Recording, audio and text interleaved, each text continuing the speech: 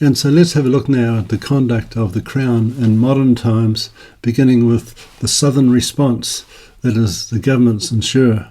Good evening. A wide-ranging investigation into the use of security consultants by government agencies has uncovered failings right across the public service. The damning findings include government insurer Southern Response using the firm Thomson and Clark to illegally spy on quake claimants. 2 Ministry of Primary Industries staff were also working for Thomson and Clark, and the New Zealand Transport Agency lacked oversight of authorised access to the motor vehicle register. It also found failings in other government agencies, including Business Ministry IMBI, Social Development and Crown Law. Other groups spied on were Greenpeace, the Green Party and the Mana Movement. We have extensive coverage this evening, including response from Canterbury quake claimants shortly. But first, here's political editor Jessica Much-Mackay.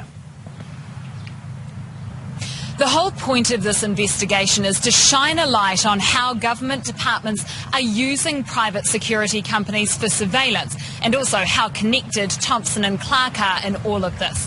The report shows that Thomson and Clark were far too cosy with some government departments, and that 6 agencies breached the rules. The person in charge of the public sector has also gone so far as to say it breaches and breaks democracy. Activists, protesters and even political parties, all targets of spying by private investigators Thomson and Clark, which was then passed on to government agencies. It's pretty disturbing. This sort of behaviour, in my view, is an affront to democracy. The inquiry found while contracted by government agencies, Thomson and Clark covertly attended closed meetings and recorded them.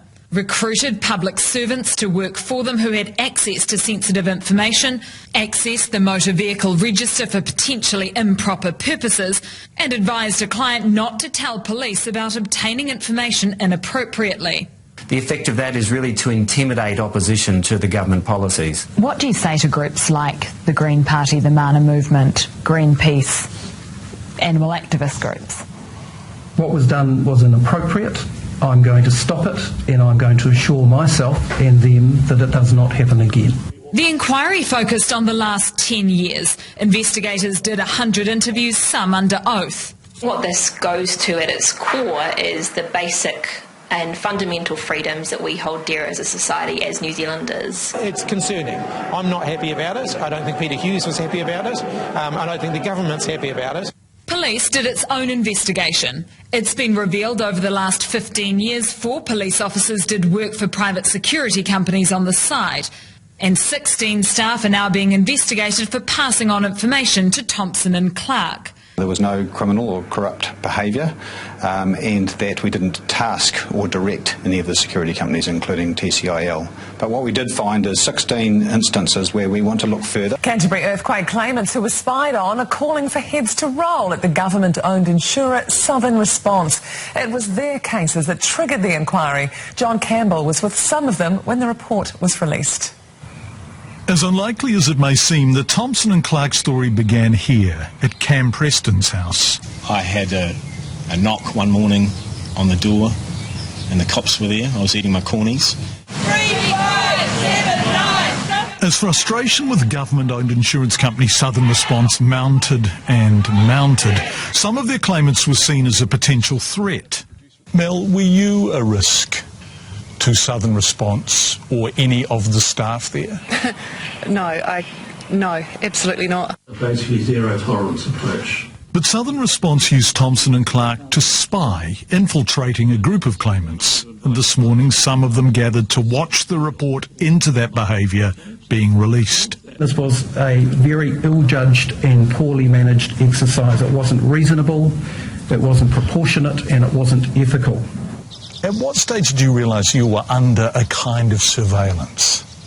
I'm going to sound quite naive here because I still find it absolutely unbelievable that that is what has happened.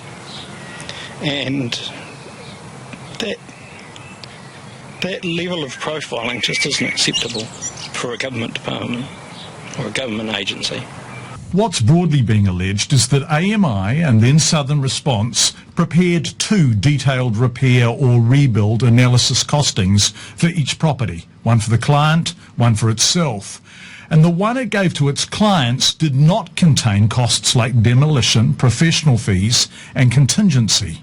We were saying that every person received a letter that omitted key information. In 2015, the Supreme Court ruled against that, and Southern Response stopped the practice, but refused to alter claims that had already happened. The unfairness is the fact that Southern Response reacted in accord with that case and changed its behaviour, but only for settlements after a certain date.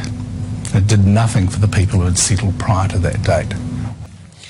The government-owned insurance company formed to pay out Christchurch earthquake claims has been found by the High Court to have falsely represented information, edited crucial documents and engaged in misleading and deceptive conduct. It resulted in Canterbury homeowners receiving much lower insurance payments than they were entitled to. One News understands this damning judgment against Southern Response may potentially cost taxpayers $300 million. John Campbell has the story. Protests from claimants claiming that Southern Response was underpaying them. This judgment says, in this case, they were. It says Southern Response's conduct was misleading and deceptive, that they used a document that was false and misleading, and their representations, repeated on many occasions, were false and misleading. To those who watch Southern Response work, none of this is much of a surprise. The one word that comes to mind is despicable. I just think it is the most despicable behaviour. But it is behaviour that has been going on for a while, not only with Southern Response, other insurers as well, and with EQC, and I'm glad that someone's been called out on it.